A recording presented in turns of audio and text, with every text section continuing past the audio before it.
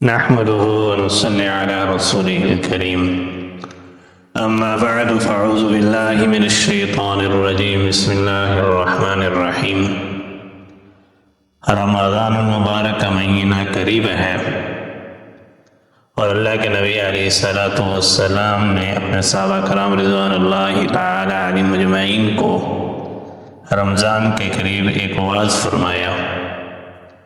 حضرت سلمان رضی اللہ تعالیٰ عنہ کہتے ہیں کہ نبی پاک صلی اللہ علیہ وسلم نے شعبان کی آخری تاریخ میں ہم لوگوں کو واعظ فرمایا کہ تمہارے اوپر ایک مہینہ آ رہا ہے جو بہت بڑا مہینہ ہے، بہت مبارک مہینہ ہے۔ اس میں ایک رات ہے شب قدر جو 1000 مہینوں سے بڑھ کر ہے۔ اللہ تعالیٰ نے اس کے روزے کو فرض فرمایا، اس کے رات کے قیام یعنی تراویح کو ثواب کی چیز بنایا ہے۔ جو شخص اس مہینے میں کسی نیکی کے ساتھ اللہ کا قرب حاصل کرتا ہے ایسے ہے جیسے کہ غیر رمضان میں فرض کو ادا کیا، اور جو شخص اس مہینے میں کسی فرض کو ادا کرتا ہے وہ ایسا ہے جیسے کہ غیر رمضان میں 70 فرض ادا کرے۔ یہ مہینہ صبر کا ہے اور صبر کا بدلہ جنت ہے، اور یہ مہینہ لوگوں کے ساتھ غم خواری کرنے کا ہے۔ اس مہینے میں مومن کا رزق بڑھا دیا جاتا ہے۔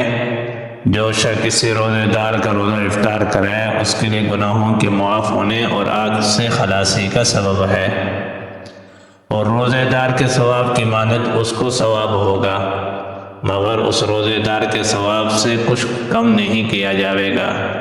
صحابہ کرام رضوان اللہ تعالی علیہم اجمعین نے عرض کیا، یا رسول اللہ، ہم میں سے ہر شخص تو اتنی وسعت نہیں رکھتا کہ روزے دار کو افطار کرائے۔ تو آپ صلی اللہ علیہ وسلم نے فرمایا کہ پیٹ بھر کر کھلانے پر موقوف نہیں، یہ ثواب تو اللہ تبارک و تعالیٰ ایک کھجور سے کوئی افطار کرا دے، یا ایک گھونٹ پانی پلا دے، یا ایک گھونٹ لسی پلا دے، اس پر بھی مرحمت فرما دیتے ہیں۔ یہ ایسا مہینہ ہے کہ اس کا اول حصہ اللہ کی رحمت ہے، اور درمیانی حصہ مغفرت ہے، اور آخری حصہ آگ سے آزادی ہے۔ جو شخص اس مہینے میں ہلکا کر دے اپنے غلام یعنی خادم کے بوجھ کو، اللہ تبارک و تعالیٰ اس کی مغفرت فرماتے ہیں اور آگ سے آزادی دیتے ہیں۔ اور 4 چیزوں کی اس کی میں کثرت رکھا کرو، جن میں سے 2 چیزیں اللہ کی رضا کے واسطے، اور 2 چیزیں ایسی ہیں کہ جن سے تمہیں چارہ کار نہیں۔ پہلی 2 چیزیں جن سے تم اپنے رب کو راضی کرو وہ کلمہ طیبہ اور استغفار کی کثرت ہے، اور دوسری 2 چیزیں یہ ہیں کہ جنت کی طلب کرو اور آگ سے پناہ مانگو۔